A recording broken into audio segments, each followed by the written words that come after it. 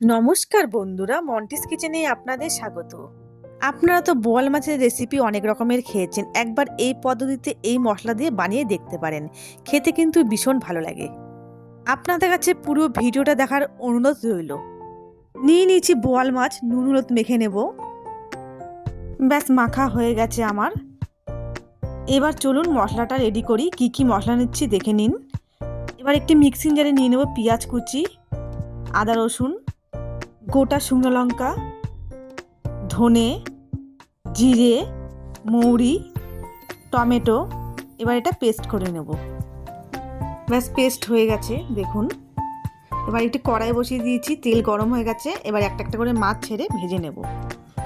মশলাটা কিন্তু আপনারা আপনাদের পরিমাণ মতন ব্যবহার করবেন। এবার একদিক ভাজা হয়ে গেছে, উল্টে দেব।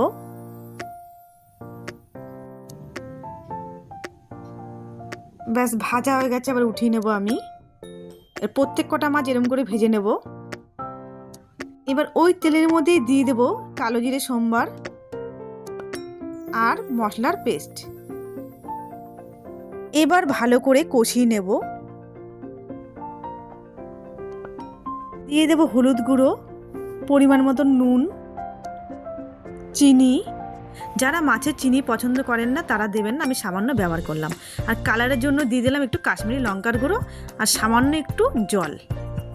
এবার দিয়ে দেব চেরা কাঁচা লঙ্কা। মশলাটা ভাজা হয়ে গেছে আমার। এবার দিয়ে দেব পরিমাণ মতন জল।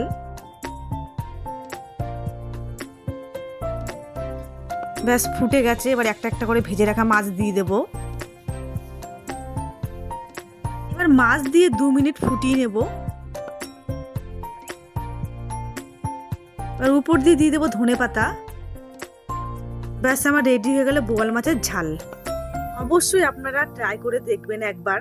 আর ভালো লাগলে পাশে থাকবেন, আমি যদি নতুন নতুন ভিডিও আপনাদের সঙ্গে শেয়ার করতে পারি।